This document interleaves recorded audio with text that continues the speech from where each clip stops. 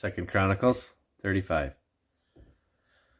Moreover, Josiah kept a Passover unto the Lord in Jerusalem, and they killed the Passover on the 14th day of the first month. And he set the priests in their charges, and encouraged them to the service of the house of the Lord. And he said unto the Levites that taught all Israel, which were holy unto the Lord, Put the holy ark in the house which Solomon the son of David king of Israel did build. It shall not be a burden upon your shoulders.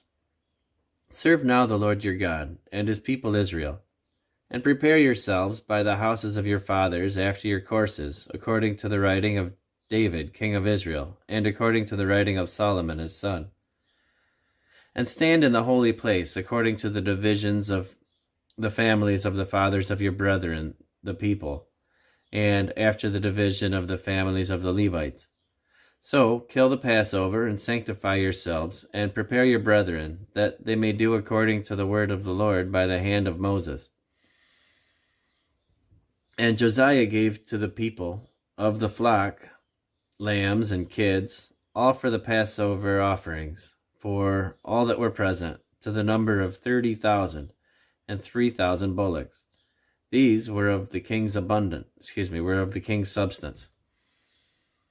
And his princes gave willingly unto the people, to the priests and to the Levites, Hilkiah and Zechariah and Jehiel, rulers of the house of God, gave unto the priests for the Passover offerings 2,600 small cattle and 300 oxen.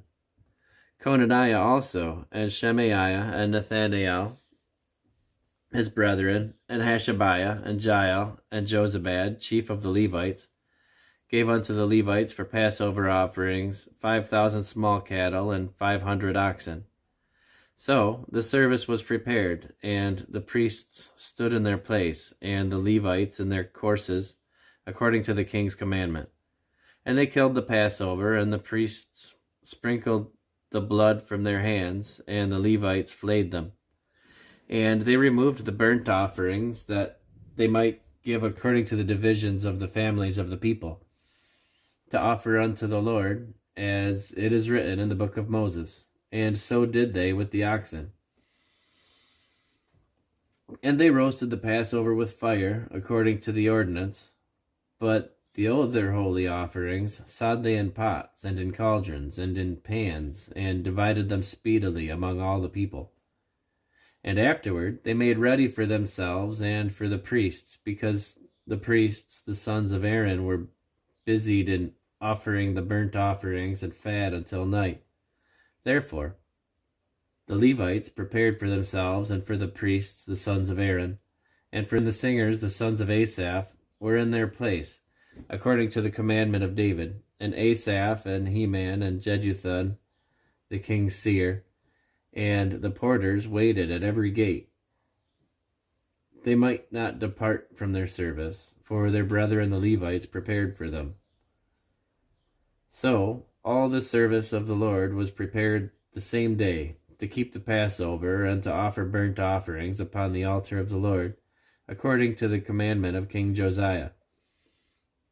And the children of Israel that were present kept the Passover at that time, and the feast of unleavened bread 7 days. And there was no Passover like to that kept in Israel from the days of Samuel the prophet. Neither did all the kings of Israel keep such a Passover as Josiah kept, and the priests, and the Levites, and all Judah and Israel that were present, and the inhabitants of Jerusalem. In the 18th year of the reign of Josiah was this Passover kept.